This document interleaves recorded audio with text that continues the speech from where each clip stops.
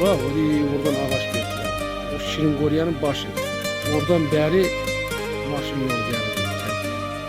Boznavara da gelince oraya gelecek orada götüreceğim. Navlar diyelim orada.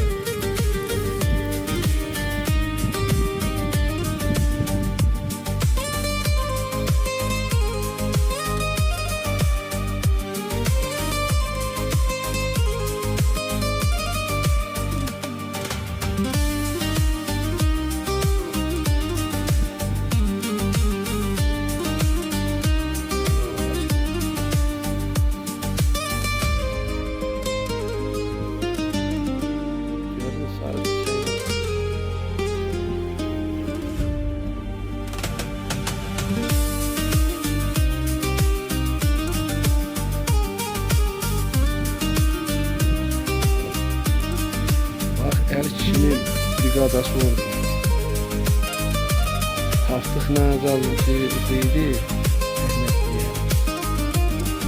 Lazımların da rahmetli.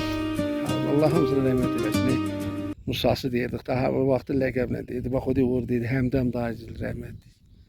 Orada. Bir də Heydər oğlu Musa idi. Gedirdi heyvana. Buranın Fred'in çok güzel bir təmtəraqlı vaxtları var idi. Toylu düğünü değil, şenli günü var idi buranın. Hamısını hayallara çevirdiler.